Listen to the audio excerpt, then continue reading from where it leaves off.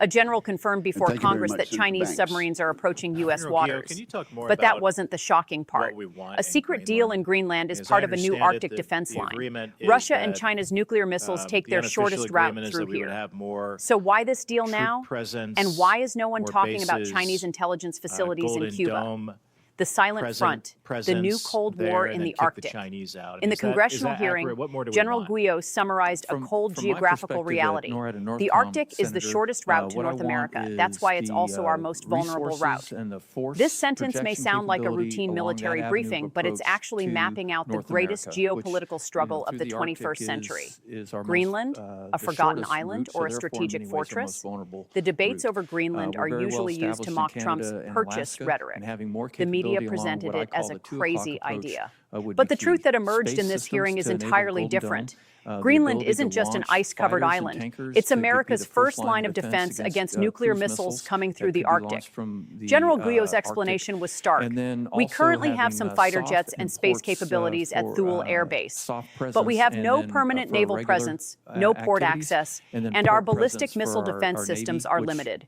Simple translation, America is blind at its own northern border. Why? Because the Arctic was forgotten after the Cold War. Russia and China didn't forget. They saw the melting ice as an opportunity. New sea routes opened, mineral resources became accessible, and most importantly, a new highway for nuclear weapons emerged. What does the Trump corollary really mean? Senator Cotton referenced the Trump corollary to the Monroe Doctrine. The original 1823 doctrine declared, European powers stay out of the Western Hemisphere. The Trump version adds, China and Russia, the same applies to you. When General Donovan was asked about Chinese presence in Cuba, his answer was carefully calibrated. And thank you very much, Senator Banks. General Guio, can you talk more about what we want in Greenland? I mean, as I understand it, the agreement is that the unofficial agreement is that we would have more troop presence, more bases, Golden Dome presence there, and then kick the Chinese out. I mean, is that accurate? What more do we want? From my perspective at NORAD and NORTHCOM, Senator, what I want is the resources and the force projection capability along that avenue of approach to North America, which, through the Arctic is our most, the shortest route, so therefore in many ways our most vulnerable route. We're very well established in Canada and Alaska, and having more capability along what I call the 2 o'clock approach would be key. Space systems to enable Golden Dome, the ability to launch fighters and tankers to be the first line of defense against cruise missiles that could be launched from the Arctic, and then also having SOF and ports for soft presence, and then for irregular activities, and then port presence for our Navy, which also gives us Golden Dome and ballistic missile defense capability. Can you give us some context, though, on what we have now and what this agreement that President Trump is negotiating would allow us to do that we can't do currently? Yes, Senator. What we have now is access to Pacific Air Base, which is at the northern part of Greenland, which gives us some of the fighter and tanker capability and a lot of space capability. But we don't have a permanent presence for the SOF, and then we don't have a permanent presence for some of the maritime capabilities that I need. And that's what we're working with Denmark to get more access to. It sounds like Denmark and Greenland are willing to give us that. They've been very, very supportive partners. But there's been a lot of noise about this, a lot of politics about Greenland, but it sounds like these negotiations are productive and could lead to a place that would leave America better off. Yes, sir, they're very productive, and the need there is very real. Thank you. General Donovan, can you talk more about, Senator Kaine was talking about what some of us would call the Trump corollary to the Monroe Doctrine, and what that means to the national security strategy. And specifically, I'm curious, what does that mean to Cuba? I mean, what would happen if the Chinese were kicked out of Cuba? Would we be better off for that? Is that an accurate way to interpret the Trump corollary? Senator, I'm not tracking a heavy presence of China in Cuba at this time. Our focus, again, remains on our core tasks of protecting the embassy and our operations in Gitmo. So I'm not tracking into specific China, unless you have some of the smaller, maybe intel collection type capabilities that we believe are there. But that's all I'm tracking this time. Have there been public reports that there are Chinese intelligence facilities in Cuba? Yes, there have been reports of that. And again, the collection, the Department's 2025 China military power report indicates that China has likely considered military basing, at least considered it in Cuba. Yes, Senator, as you mentioned, the bigger concern is a collection capability that close to U.S. shores. That's my biggest concern. Not very robust, but still there. So unpack for us what the national security strategy means then vis-a-vis Cuba.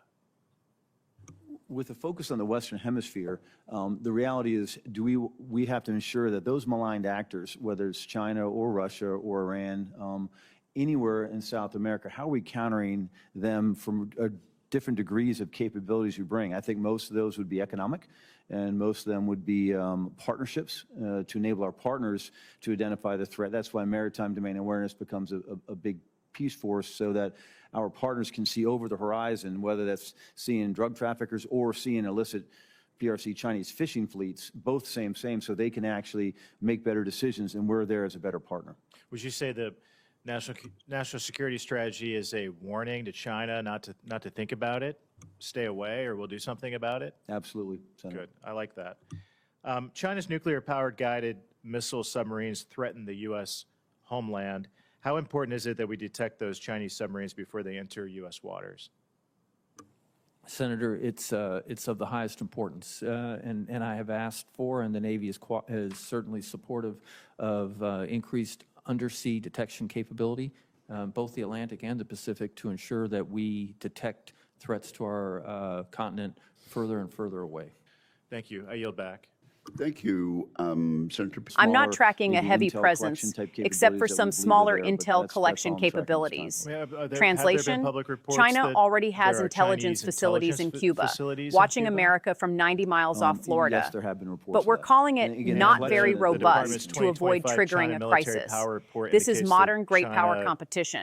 Nobody wants to openly admit we're in a new Cold War. But the moves on the chessboard tell the story the words won't. Yes, the submarine question, detection before it's too late. Senator Cotton asked, how important is it that we detect Chinese nuclear-powered submarines before they enter U.S. waters? General Guio, it's of the highest importance. I have asked for increased undersea detection capability in both the Atlantic and Pacific to ensure we detect threats to our continent further and further away. Why does this matter? If a Chinese submarine carrying ballistic missiles gets close enough undetected, the warning time for a nuclear strike drops from 30 minutes to potentially under 5 minutes. That's not enough time for effective response. The general said we need to detect them further and further away. That's the language of someone who knows the current system has dangerous gaps. Denmark's quiet cooperation. When asked if Denmark and Greenland were cooperating, the general's answer was telling. They've been very, very supportive partners. The negotiations are productive. This contrasts sharply with the media narrative from previous years, where Danish officials publicly rejected Trump's Greenland interest. What changed? China's Reality nuclear-powered changed. missile When Russian bombers threaten the started US regular patrols near homeland, Greenland, how when important is Chinese it that we detect icebreakers those began Chinese mapping submarines Arctic before routes, they enter when US submarine waters? activity increased dramatically, Senator, Denmark realized they it's of the can't highest defend Greenland importance, alone. and The I Golden have Dome asked for, and the capability. Navy is General certainly Guio repeatedly supportive mentioned Golden of, Dome presence, advanced early detection warning radar capability, systems both designed the to Atlantic detect and the incoming Pacific, to ballistic ensure that missiles. we The detect fact that he's threats requesting to more our, Golden Dome continent capability in further and Greenland further tells away. us the Thank current you. I yield coverage back. has blind spots. Thank you, America has Senator. spent trillions on missile defense, but there are still angles where an incoming nuclear strike wouldn't be detected early enough to respond effectively. What this hearing actually reveals: strip away the diplomatic language, and here's what these generals are really saying. America's Arctic defenses are inadequate for the threats we now face from the north. Chinese submarines are operating closer to U.S. waters than the public realizes, and our detection capability needs urgent improvement. China has intelligence facilities in Cuba monitoring U.S. military activities, but we're downplaying it to avoid escalation. Denmark and Greenland are quietly cooperating on massive expansion of U.S. military presence because they recognize the threat is real. The Trump corollary isn't bluster. It's formal doctrine that adversaries in the Western Hemisphere will face consequences. The broader pattern. This hearing is a window into a reality most Americans don't see. While the news cycle focuses on domestic politics, a fundamental reshaping of the strategic environment is underway. Russia is rebuilding Soviet-era Arctic bases. China is deploying submarines globally for the first time in its history. And the United States is racing to close gaps in coverage created when we assumed the post-Cold War peace would last forever. The lesson: geography doesn't change. The Arctic has always been the shortest route to North America. We just stopped paying attention. Our adversaries didn't. What comes next? These generals are requesting resources, expanded basing, and new detection systems. Whether Congress funds it adequately will determine whether America maintains strategic depth in the Arctic or is forced into reactive postures when crisis emerges. The quiet competence in this hearing, the lack of drama, the focus on capabilities rather than politics, is what effective national security looks like. No grandstanding, just professionals identifying gaps and requesting resources to fill them. But here's the question. If the threat is this serious, why are we only hearing about it in routine congressional hearings that barely make the news? The answer might be that some truths are too uncomfortable for prime time. Admitting we have serious defensive gaps invites adversaries to exploit them. Admitting China operates intelligence facilities 90 miles from Florida undermines the narrative that we have the situation under control. So instead, we get careful language. Not very robust presence. Increased capability needed. Very productive negotiations. Translation: we're in a strategic competition that most Americans don't know is happening, and the outcome will determine whether the 21st century sees American security or American vulnerability. Democracy thrives on transparency, but security sometimes requires discretion. This hearing shows both at work. Just enough truth to inform Congress, just enough restraint to avoid giving adversaries a roadmap.